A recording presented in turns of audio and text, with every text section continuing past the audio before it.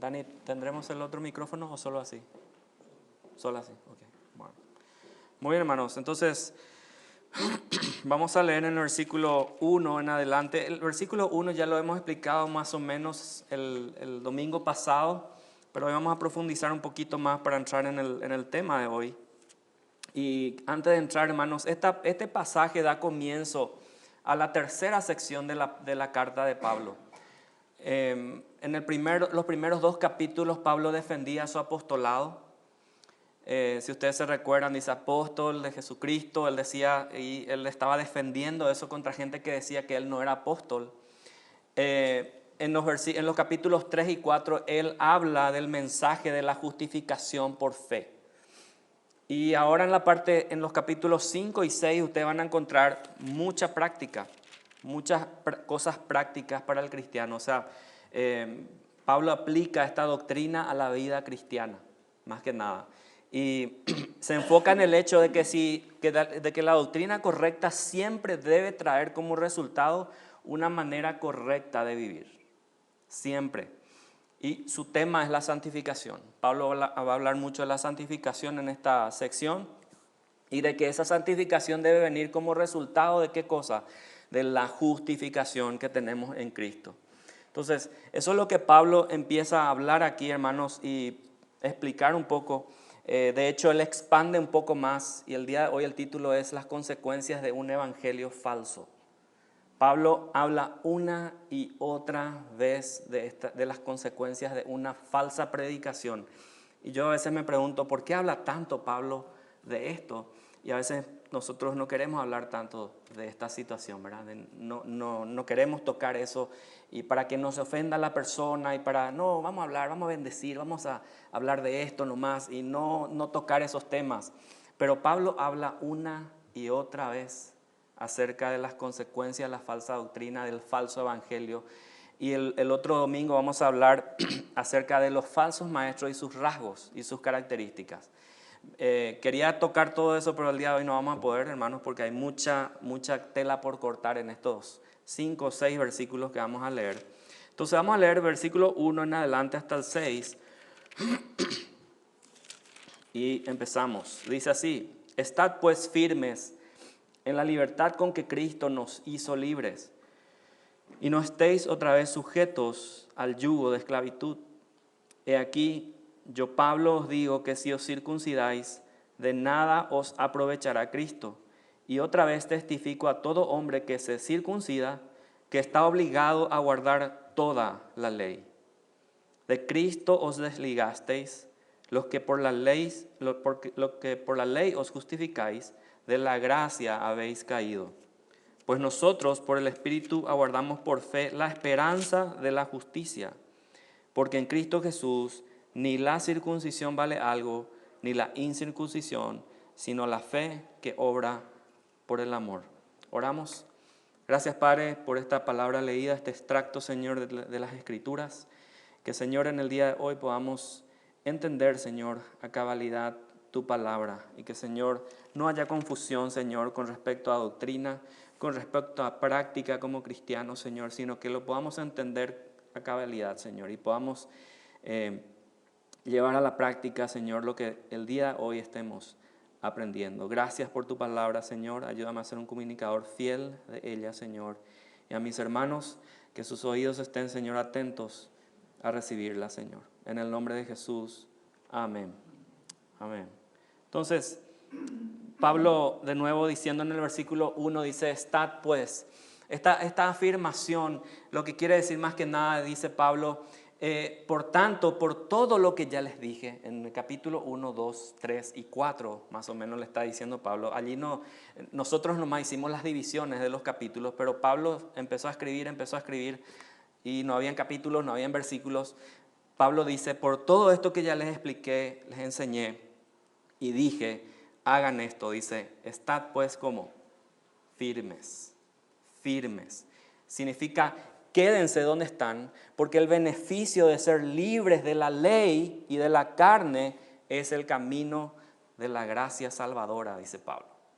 Entonces, él habla de quedarse firmes, de ponerse y de posicionarse en un lugar y no moverse, porque la roca inamovible es Cristo. Esa es la única roca inamovible que tenemos. Él dice, Pablo, pues firmes ¿en qué cosa? En la libertad. En la libertad. ¿La libertad de qué? ¿La libertad de qué? La palabra libertad nos habla de liberación de la maldición, de atarse a la ley y a las obras. De eso está diciendo Pablo. Libérense de eso. Ustedes están en Cristo y dice aquí, ustedes son libres en Cristo. Lo mismo que tú y yo, somos libres en Cristo. Por lo tanto, debemos ¿cómo? Permanecer firmes en la libertad a la cual Cristo nos ha llamado. Hemos sido llamados, hemos sido comprados, hemos sido justificados. Por lo tanto, dice Pablo, quédense ustedes libres. Hablamos de justificación, ¿qué significa ser justificados? Haber sido salvados de la muerte eterna. Y ahora empieza Pablo a hablar de un proceso que inicia el cristiano. Estén firmes porque empieza a hablar de qué. Y van a ver en el capítulo 5 al final y en el capítulo 6 hablando de santificación. De que debemos de permanecer en esta libertad. ¿Por qué? Porque Satanás, hermanos, el trabajo de Satanás, del enemigo, es que cada rato quiere venir a decirte, ¿qué cosa? Eres esclavo. Eres esclavo. ¿Cuál es la tarea principal de Satanás? Ustedes van a encontrar eso en Apocalipsis, por ejemplo, está. En Apocalipsis dice, el acusador, dice. Satanás es el acusador. ¿De quiénes? ¿De los incrédulos? Él está acusándonos y está diciéndonos, mira, ahí está tu hijo, ahí está este que está haciendo esto ahora y te acusa. Y Satanás te dice, eres esclavo. ¿Y qué dice Pablo? Eres libre. ¿En quién?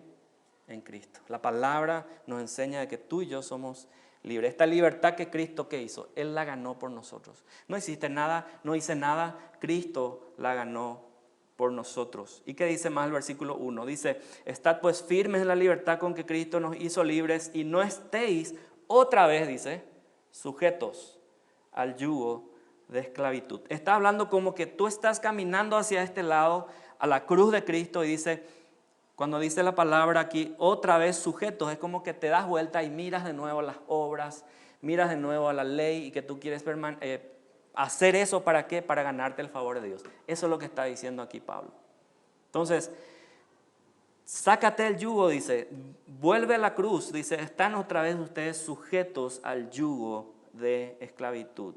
Hermanos, los judíos, como la otra vez les expliqué, en ciertos pasajes de su historia, ellos muestran, por ejemplo, los fariseos tenían 1400 leyes para cumplir en el día de reposo, aparte de lo que estamos en el Antiguo Testamento. Ellos tenían sus propias leyes. Por eso dice Cristo, ustedes hacen sus propias leyes e incluso ni pueden cumplirlas. Dice, ponen otro yugo más pesado sobre la gente para que puedan seguir, pero ustedes ni eso pueden hacer. Entonces, de eso dice Pablo, sáquense el yugo de la esclavitud.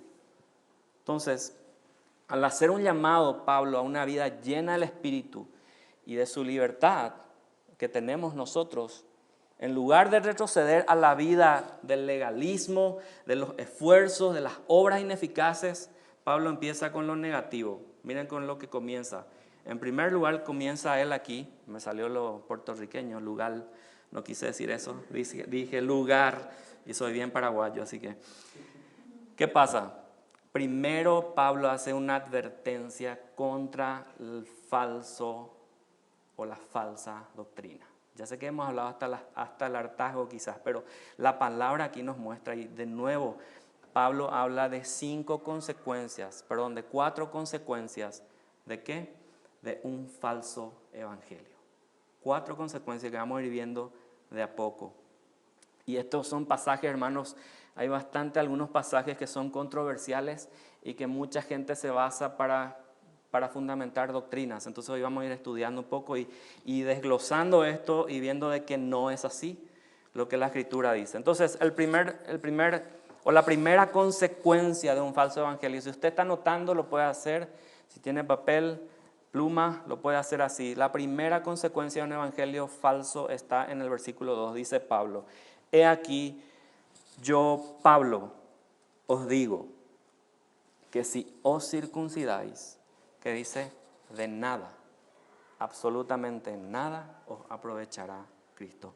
La primera consecuencia es de que Cristo de nada aprovecha en el evangelio falso. Esas son las consecuencias del evangelio falso. Dice Pablo, tanto como apóstol y judío, circuncidado, redimido, declaro que una cosa, que si se someten a la circuncisión con el propósito de ganarse méritos ante Dios, equivalía o equivale a invalidar la obra de Jesucristo.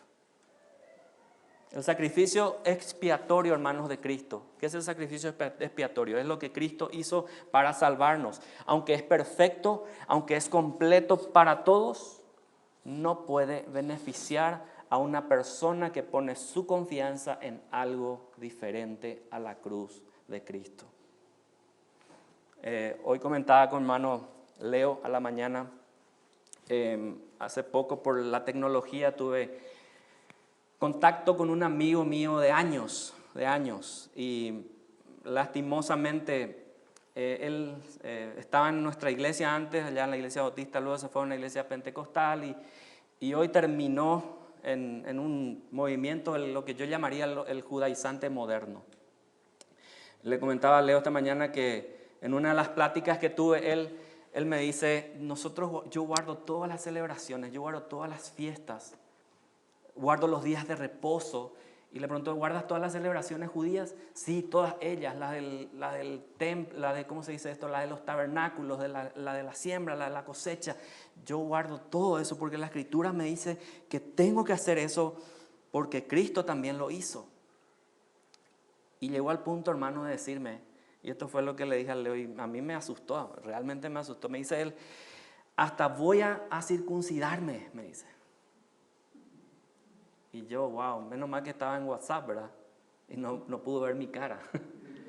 Pero le dije, hermano, estás errado.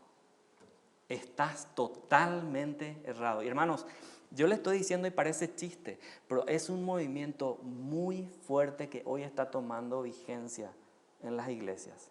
El movimiento judaizante moderno, yo le llamo.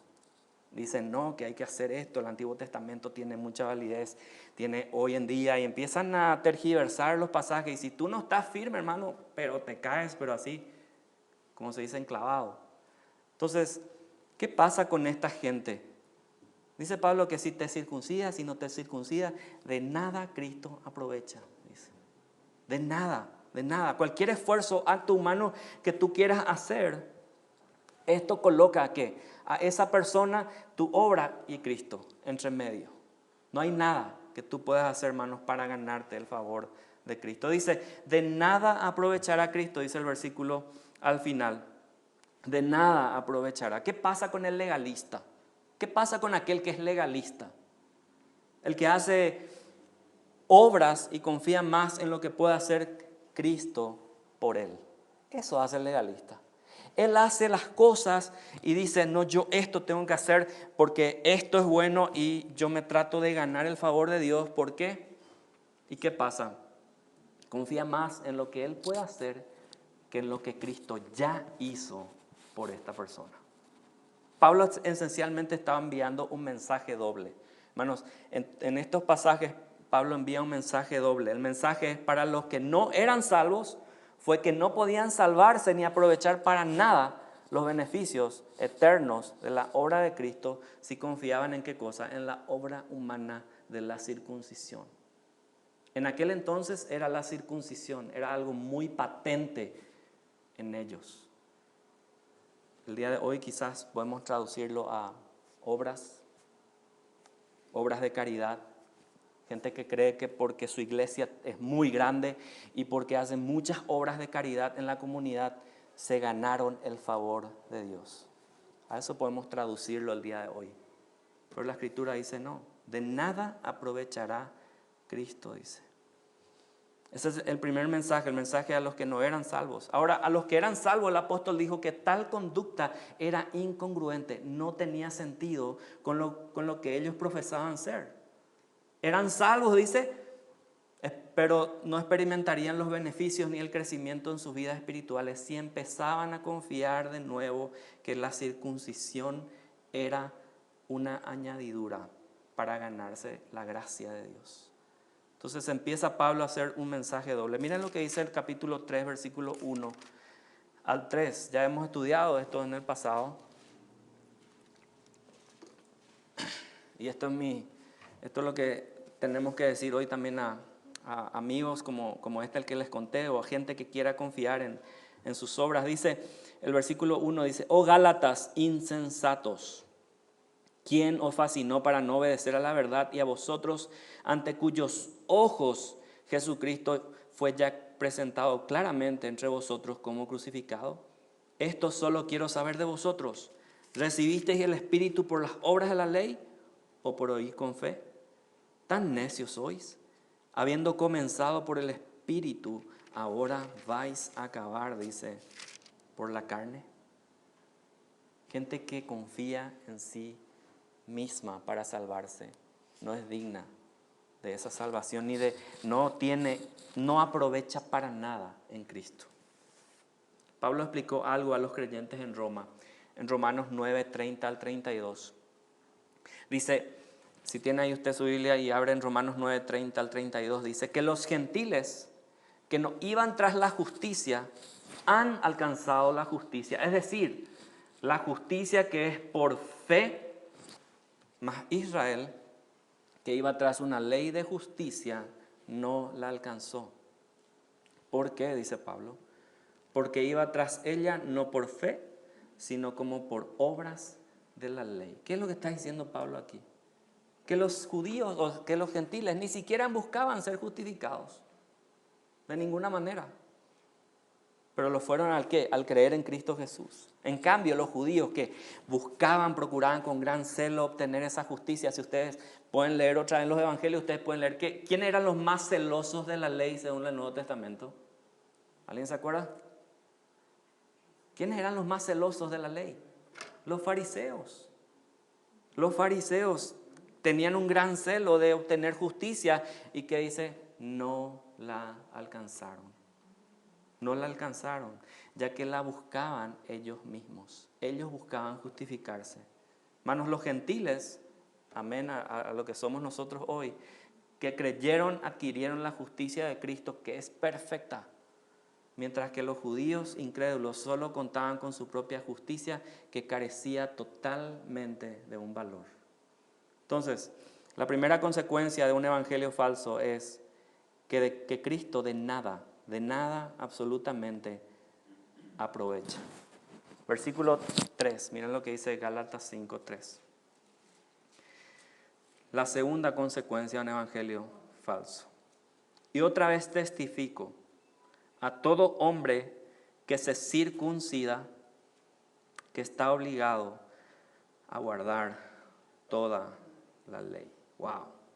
La segunda consecuencia de un evangelio falso es que tienen la obligación de guardar toda la ley. El que quiere hacer por obras, pues bueno, dice Pablo, guarde toda la ley. Comience de Génesis 1 hasta Malaquías y guarde toda la ley. Guarde toda la ley. La persona que confía en la circuncisión es que la persona que lo hace se obliga a sí misma a guardar toda esa ley. Y ya le veo hasta a mi amigo, ¿verdad? Guardando toda la ley. Imposible guardar toda la ley. Vivir por una parte de la ley como por un medio de justificarse exige una vida conforme a todos sus dictados. O sea, tú no puedes decir esto sí, esto no, esto sí, esto no, esto sí, esto no. Es imposible. Si dices que vas a guardar toda la ley, bueno, pues guarda toda. Y tienes la obligación de hacerla. Y dice Pablo, otra vez testifico a todo aquel que se circuncida. La palabra testificar, hermanos, significa hacer una protesta enérgica. En este caso, Pablo estaba haciendo como ya estaba enojado. Se testifico. Y parece que Pablo se quiere dar a entender y Pablo está haciendo una declaración con urgencia a estos gálatas. Por eso les dice insensatos. Por eso les dice anatema a aquel que guarda cualquier otro evangelio que no sea el de Cristo. Dice, está obligado a guardar toda la ley. ¿Qué significa el guardar toda la ley? Significa esclavizarse de nuevo. ¿Volver a dónde, hermanos? Al yugo de esclavitud. Al yugo de esclavitud. Y al hacerte esclavo a las obras, o sea, esclavo a la ley, ¿qué pasa? Eres deudor. Tus créditos quedan pocos y tus débitos quedan muchos, ¿verdad? en el término contable, cuando tienes menos crédito y tienes mucho débito, entonces tu saldo es deudor. Eso es lo que sucede con nosotros. Hace 2 días justo quería poner eso aquí, pero no encontré el video, lo encontré solamente en una página ahí en Facebook y me gustó mucho. Era un video así donde supuestamente estaban 2 hombres en el cielo, como si fuese que estaba ya en el juicio final, y había una fila larga de personas, ¿verdad? Y vienen pasando las personas con ropas blancas y presentan su carpeta y empiezan y le dice, atrás de ellos hay como un reloj así, y acá hay una balanza.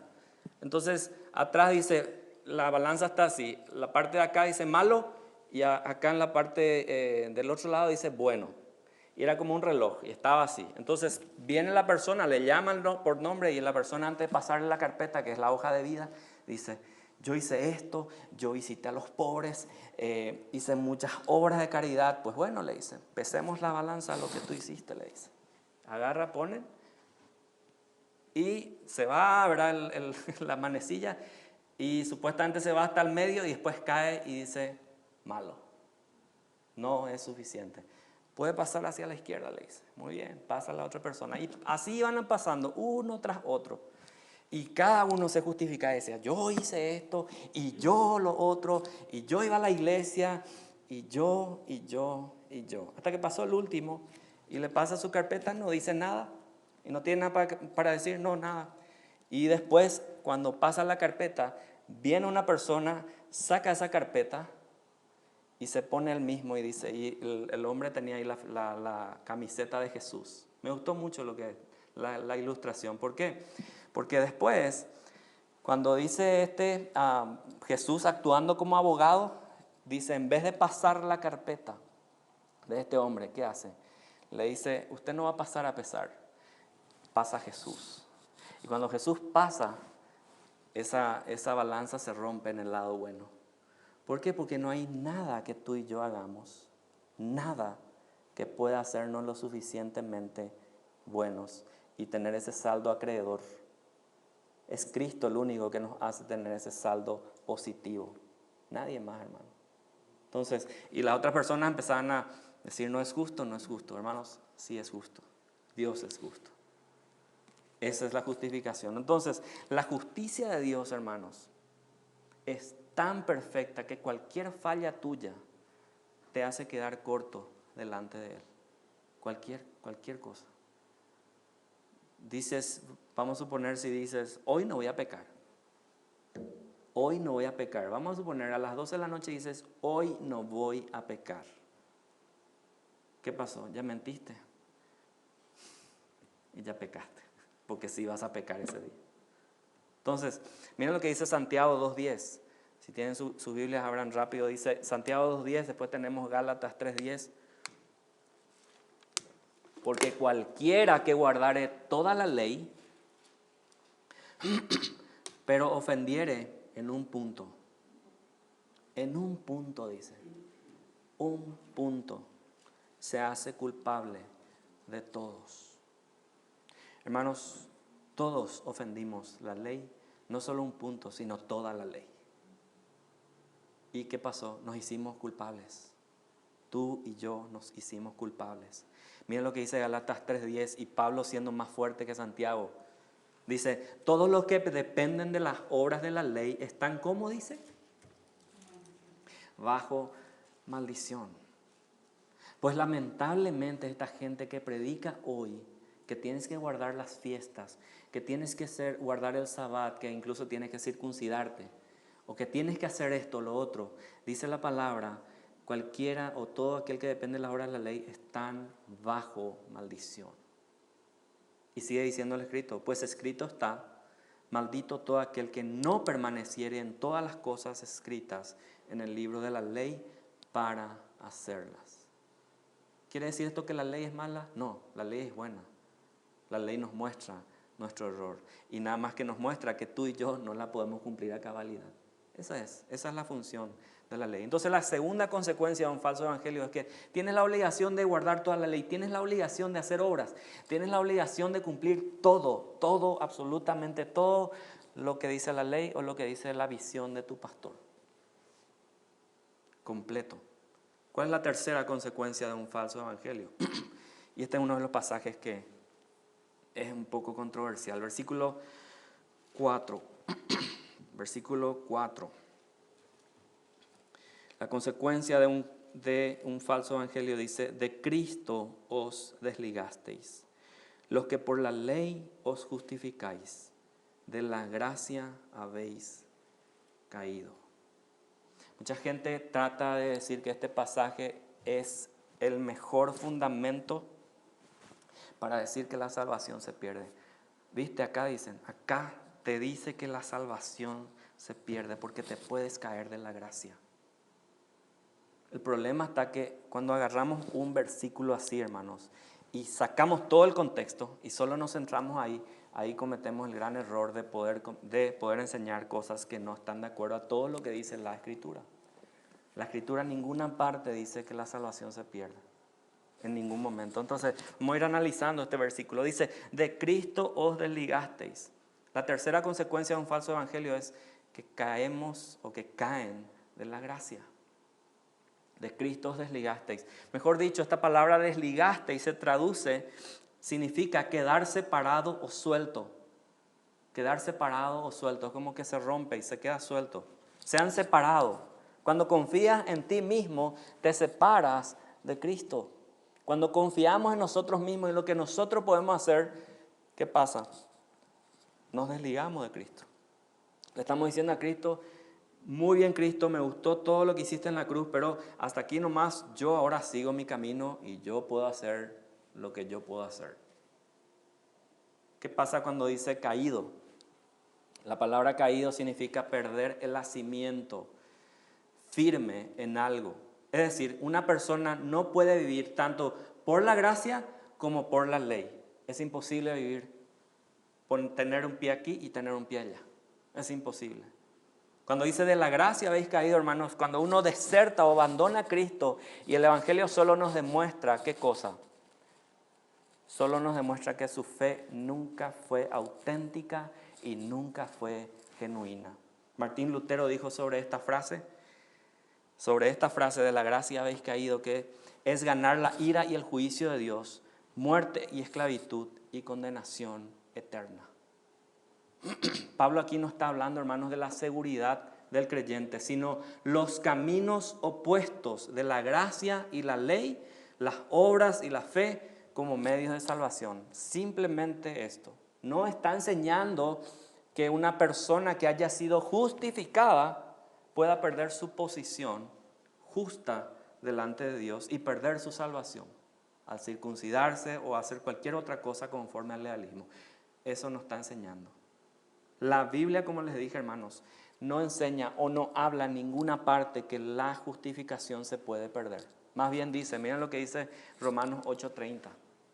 Miren lo que dice Romanos 8:30. A los que predestinó, a estos también llamó. Y a los que llamó, a estos también, ¿qué? Justificó. Y a los que justificó, a estos también glorificó. ¿Ustedes se imaginan vivir con el temor de que tu salvación se pueda perder? Ese es un temor el cual yo no podría haber dormido ni un solo día. Porque al saber que al otro día o hacer algo o que ofenda a Dios y que peque así de esta manera, o mire a esta mujer, o mienta a mi papá, o haga esto, yo puedo perder mi salvación. ¿Se imaginan vivir con ese temor? Yo no me imagino vivir con ese temor. La palabra dice, a los que predestinó, a estos también llamó. A los que llamó, a estos también justificó. ¿Se imaginan que Dios desjustifica a una persona y desconvoque o desllame a una persona y diga, no, ya no estás predestinado? Ese no es el Dios de la Biblia. El Dios que leemos en la palabra es un Dios que promete, es un Dios soberano y que está en control de todas las cosas, incluso de tu salvación y de la mía. Hermanos, lo que sí Pablo insiste aquí, como en toda la carta, es que la gracia y la ley no pueden mezclarse. Son como que agua y aceite. No se pueden mezclar. Como medio de salvación son incompatibles y se excluyen mutuamente. Mezclar ley con gracia es solamente anular la gracia de Dios. Que un creyente empiece nuevamente a vivir bajo la ley para merecer la salvación significa de hecho que ha rechazado esa salvación por gracia y le ha dicho a Cristo, Cristo, chao, hasta luego, no quiero saber más nada de ti. Déjame a mí construir mi camino de salvación. Hermanos, el legalismo es un insulto a la gracia de Dios. El legalismo es un insulto a la gracia de Dios. A Dios le ofende. No acerca más a Dios a una persona, sino más bien la aleja, sin remedio. Y como les dije hace rato, Pablo está teniendo un doble mensaje. Y en esta parte vamos a explicar un poquito que hay un principio de caer de la gracia que Pablo aplica en dos maneras. Puede ser aplicado en dos maneras. Y aquí quiero detenerme un rato, hermanos. Y en primer lugar, Pablo se refiere a alguien que en realidad era un incrédulo. Que estuvo expuesto a la verdad del Evangelio de la gracia y luego dar espalda a Cristo. Esos son los que la Escritura llama apóstatas de la fe. Y lo que en Primera de Juan podemos leer cuando se habla del anticristo. Vayan conmigo a Primera de Juan para no estar ahí con rodeos. Miren lo que dice Primera de Juan, capítulo 2. Capítulo 2, Primera de Juan.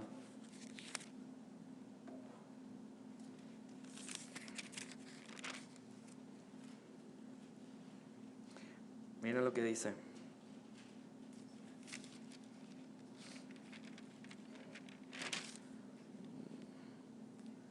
Primera de Juan, capítulo 2. Vamos a ver un poquito. Creo que estamos... a ver un poco.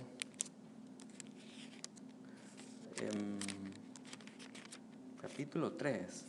Eso no anoté, hermanos, eso me vino nomás ahorita. Entonces quiero que vamos a entender un poquito. Hay una parte donde dice que, esto está en Primera de Juan, capítulo 2 o 3, estoy seguro. Pero lo que dice la Escritura es, haciéndole un poco el énfasis, dice que esta gente, dice, acá está, versículo 19, capítulo 2, versículo 19, dice, hijitos, o 18, dice, ya es el último tiempo y según vosotros oísteis que el anticristo viene, así ahora han surgido muchos anticristos, por esto conocemos que es el último tiempo. Miren lo que dice aquí el versículo 19, salieron de nosotros, pero no eran de nosotros. Porque si hubiesen sido de nosotros, habrían permanecido con nosotros, pero salieron para que se manifestase que no todos son de nosotros. Este es contundente. Esto está hablando de una apostasía, el de abandonar la fe. A esto se refiere Pablo en cierta manera. Son aquellas personas que empezaron a participar de una vida de comunión, de compañerismo en una iglesia local. Experimentaron ¿qué cosa? Las bendiciones del amor, el compañerismo de los hermanos. Recibieron la palabra predicada, todas las verdades, todas las bendiciones del Evangelio de la Gracia. Pero, ¿qué pasó? Al final dieron la vuelta y se alejaron. Miren lo que dice Hebreos 6, 4 al 6. Y este otro pasaje bastante complicado que se liga un poco a esto. Hebreos 6, 4 al 6. Dice así. Hebreos 6, 4 al 6.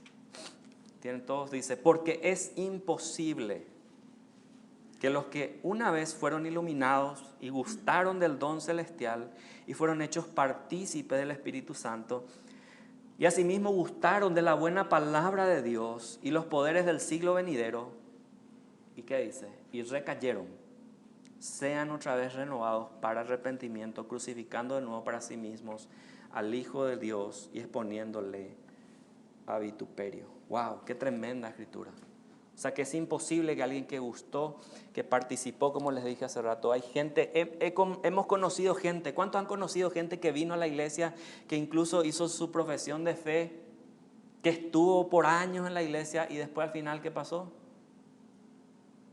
No está más en la iglesia. abandonó la iglesia. ¿Qué pasó con esa gente? ¿Qué fue lo que ocurrió? Hermanos, esta gente llegaron al portal mismo de la gracia que daba ¿qué? Entrada a la vida eterna, pero cayeron nuevamente porque por su religión o por la religión en las obras humanas. Amaron más que las tinieblas que la luz. Fueron expuestos, y a esto es lo que Pablo se refiere, en cierta manera, son gente que cayeron en la gracia, y aquí como dice Hebreos 6, fueron iluminados, gustaron del don, dice, fueron partícipes del Espíritu Santo. ¿Por qué? Porque vieron a gente a su lado regenerarse y cambiar de vida. Gustaron, dice, de la buena palabra de Dios y recayeron. Esa palabra recaer significa darse vuelta. Caminar hacia acá y recaer y volver. Esas personas, hermanos, nunca fueron salvas. Nunca fueron salvas. No confundamos eso. ¿A qué otra cosa se refiere también Pablo con esto de caer de la gracia? Vayan a Gálatas de nuevo. Se refiere a un creyente que quizás tiene una confianza genuina en Cristo para su salvación, pero después se revierte a esa vida de legalismo, de vivir bajo rituales, bajo ceremonias, tradiciones que realiza por sus propias fuerzas, en lugar de vivir como en un espíritu de obediencia a Cristo, en la libertad con la cual Cristo ya nos ha libertado. ¿Qué pasa con esta gente?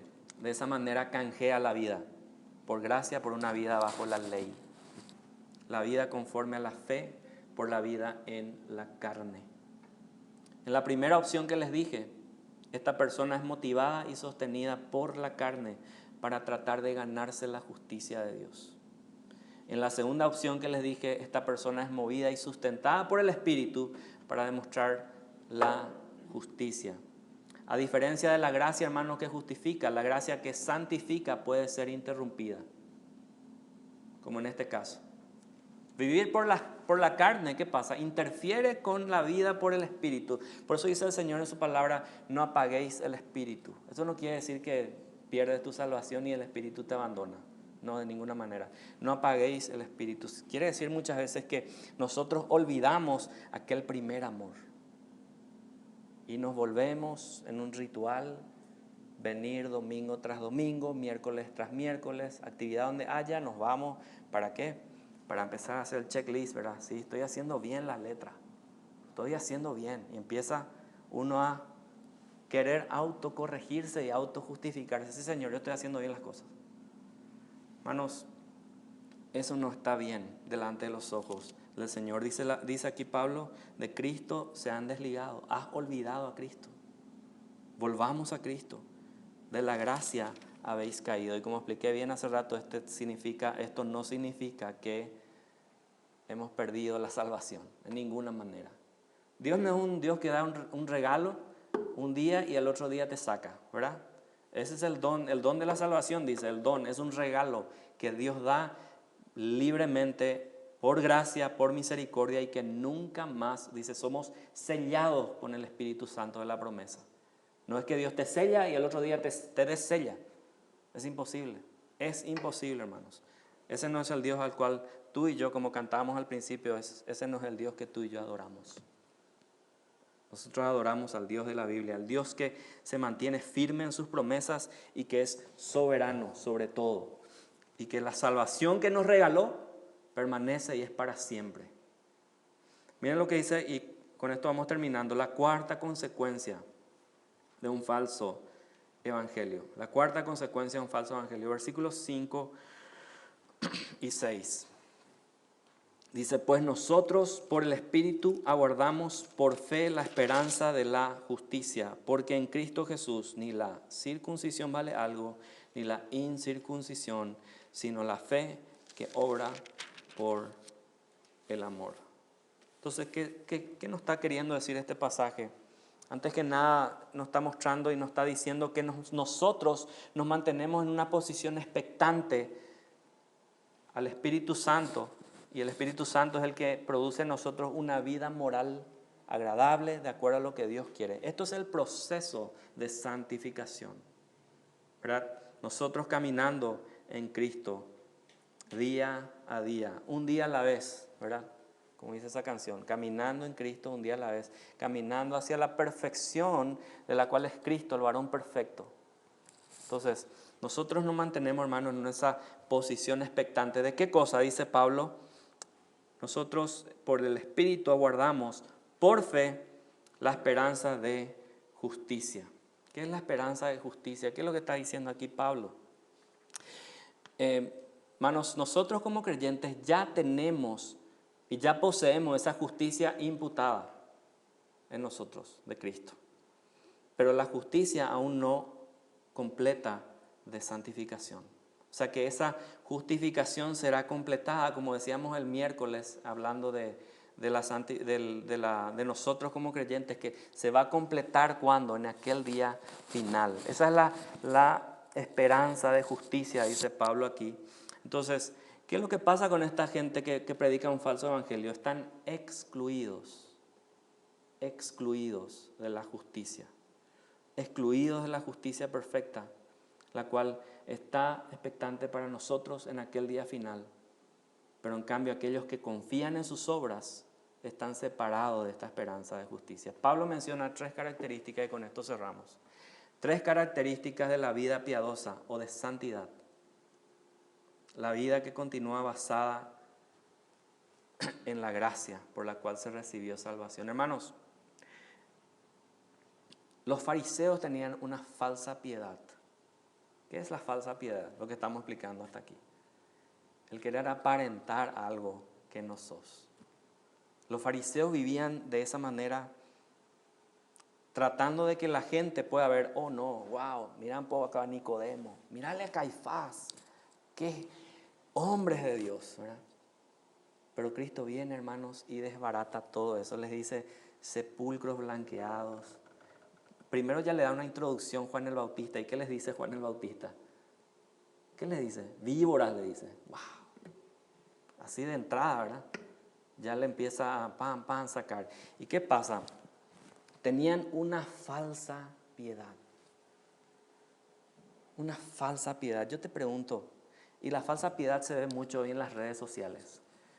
Ponen versículos bíblicos y que, por lo menos ya prácticamente ya está el cielo y están ellos ahí abajito, ¿verdad? De tantas cosas que ponen como cristianos. Hermano, eso es una falsa piedad.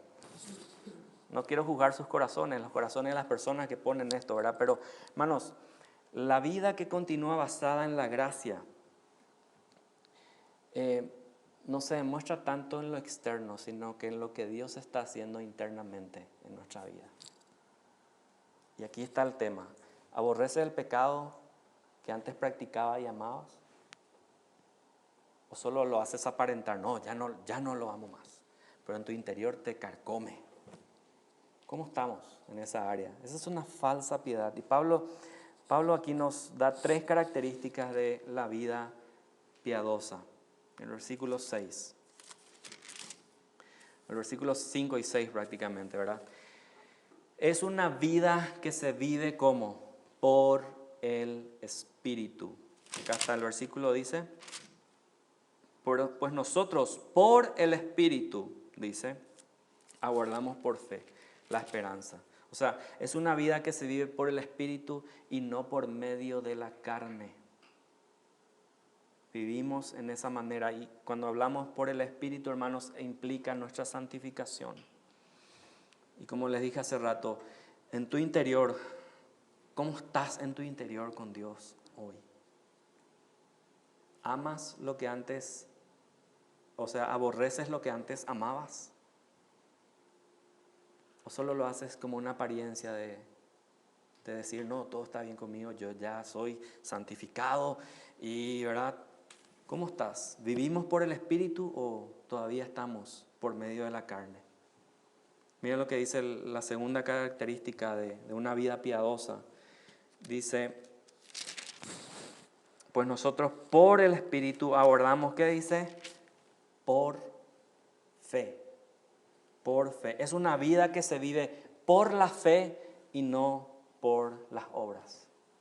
Una vida que se vive por la fe y no por las obras. Y la tercera característica está en el versículo 6.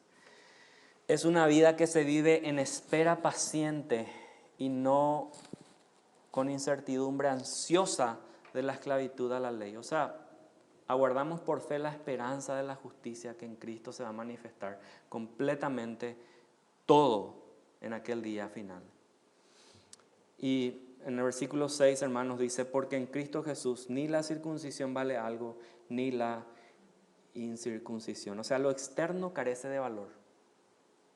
Lo externo carece de valor y no tiene importancia, a no ser que refleje de manera auténtica la justicia que tienes interiormente. Síntesis, las cosas visibles, las cosas contables, delante de Dios no tiene ningún valor. La vida en el Espíritu no es estática, inactiva, sino que se caracteriza por esto. Y dice la parte final del versículo 6, la fe que obra por el amor, no la carne que obra por el esfuerzo individual. Miren, fíjense ustedes en Efesios 2:8, y con esto vamos culminando, 2 pasajes más que les quiero mostrar. Efesios 2:8, esto yo creo que ya saben de memoria. Efesios 2:8 dice así, hasta el 10. Porque por gracia sois salvos por medio de la fe, y esto no de vosotros, pues es don de Dios. ¿Qué dice? No por obras de la ley, o no por obras de que tú hagas, no por circuncisión, para que nadie se gloríe, porque somos, ¿qué dice? Hechura suya. Dios nos regeneró, dice, creados en Cristo Jesús, y esto es lo que más me gusta. Hay una palabra ahí, para, no por. Menos mal que es para, ¿verdad? Dice, para buenas obras, las cuales Dios preparó de antemano para que anduviésemos en ellas. Dios preparó ese camino de santidad para que tú que camines, hermano, por ellas. Dios preparó ese camino. Esta obra, escucha bien, esta obra de santificación o lo que tú haces es producto de nuestra fe, no un sustituto de ella. ¿Se entendió? Es producto de nuestra fe, no un sustituto de ella. Al hacer esto, según Colosenses 1, 10 y 11, andamos como es digno del Señor, agradándole en todo, llevando fruto en toda buena obra, creciendo en el conocimiento de Dios, fortalecidos con todo poder, conforme a la potencia de su gloria, para toda paciencia y longanimidad. ¡Wow! ¡Qué tremendo, hermanos! Colosenses 1, 10 y 11. Hermanos, Dios es el que pesa los corazones. Dios es el que ve el corazón más allá de lo que tú y yo podemos ver. ¿Se acuerdan cuando, y esto me viene a la mente hoy, ahorita, ¿se acuerdan cuando David fue electo rey? ¿Cuándo se acuerdan de esa historia? De escuelas dominicales, ¿verdad? Pasa el sacerdote y le llama a todos los hijos, y todos como eran los hijos de David, los hijos de Elí. ¿Cómo eran los hijos? Fortachones, grandes, y Samuel estaba mirando, ¿quién es? ¿Quién es el rey? Y le dice Dios algo interesante. No te fijes en la apariencia, porque yo miro ¿qué cosa? El corazón. Y yo, dice, me he buscado un varón conforme a mi corazón, dice. ¿Quién era este? David, muchachito que estaba ¿dónde? Cuidando ovejas, y quizás no era tan fortachón o bien buen mozo como sus hermanos, ¿verdad? Y no tenía características de rey. Pero dice que Dios miró, ¿qué cosa? Su corazón. No miró la apariencia. Dios pesa, hermanos, los corazones. En Cristo lo que vale es la fe. El amor que viene de Dios. La fe, hermanos, es activa. Tu fe se tiene que ver. Y esa fe es una fe que obra. Entonces, termino con este versículo nuevamente. La palabra nos dice que andemos como es digno del Señor, agradándole en todo. Y agradándole en todo significa, ¿qué significa esto? En todo. No mirando al hombre, sino mirando a Cristo y sirviéndole a Él. llevando fruto en toda buena obra, creciendo en el conocimiento de Dios. Yo te pregunto, ¿andas como es digno del Señor hoy? ¿Andamos como es digno del Señor? ¿Cómo es digno del Señor? Andar digno del Señor. Dice la palabra, si alguno dice, se hace llamar discípulo, haciendo un paráfrasis, si quiere vivir como Cristo, pues viva como Él vivió, dice. Si tú quieres agradar a tu maestro, debes seguir, ¿qué cosa? Sus pisadas. Eso es andar como digno del Señor. ¿Le agradas en todo lo que haces? ¿Todas tus acciones agradan a Dios hoy día?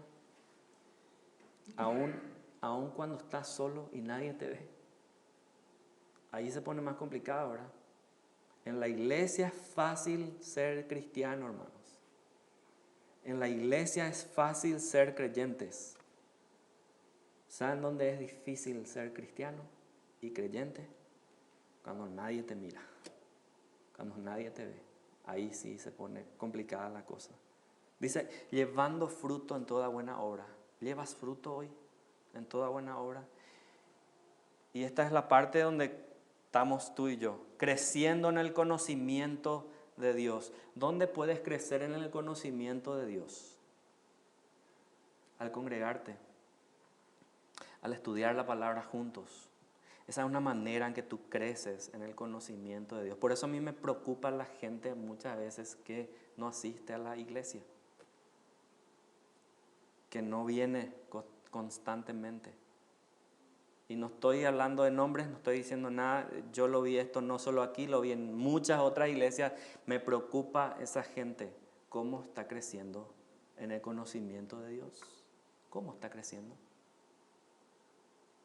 Dice, fortalecidos con todo poder, conforme a la potencia o el poder de su gloria, para toda paciencia y longanimidad. Hermanos, Dios ve más allá de lo que tú y yo podemos ver. ¿Le agradas en todo a Él? ¿Le agradamos en todo? No caigamos presos en ese falso evangelio que hoy se predica mucho. El de autojustificarse, el de hacer esto para que todo el mundo te vea y cuando entras a un lugar, aleluya, Dios te bendiga, estoy orando por ti, y qué tal cosa, y esto, y pareces más fariseo que otra cosa. Hermanos, seamos cristianos auténticos, creyentes de verdad, que aman a Cristo, aman su palabra y que viven, y vamos a hablar mucho más de esto en las siguientes o los siguientes domingos, viven en santidad, agradando a su Maestro. Amén. Pongámonos de pie, hermanos, y terminemos una palabra de oración.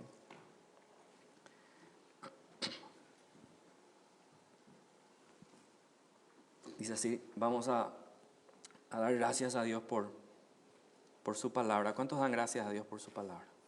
Amén. Oramos. Señor, gracias por tu palabra. Señor, ayúdanos a vivir conforme a Cristo, conforme a sus mandamientos, Señor. Ayúdanos a vivir una piedad, Señor, que es real, auténtica y no una falsa piedad, Señor, que no aprovecha para nada a Cristo, Señor. Y que eso nos excluye de esa justicia a ser manifestada, Señor. Gracias, Padre, porque podemos ver que tienes misericordia con nosotros y tu bondad, Señor, es Señor, nueva cada día también, así como tu fidelidad y tu misericordia, Señor. Gracias, Padre, porque no hemos sido consumidos, sino que hemos sido, Señor, justificados. Gracias, Padre, porque no hemos sido condenados, sino que hemos sido por gracia salvados, Señor. Te alabamos a ti, Señor. Ayúdanos a vivir una vida conforme a lo que tú quieres que vivamos, Señor. No a las apariencias, Señor, sino que a una vida piadosa, una vida de oración, una vida de conocimiento de ti, Señor. Que, Señor, te podamos nosotros, cada uno, medirnos no con otros hermanos, sino con Cristo. Y caminar, Señor, hacia la estatura de Cristo, que es el varón perfecto a la cual todos queremos, Señor, apuntar. Ayúdanos, Señor. Ayúdanos, Padre. Oramos en el nombre de Jesús, nuestro Señor y Salvador. Amén. Amén. Dios nos bendiga, hermanos. Nos vemos el miércoles a las 7:40.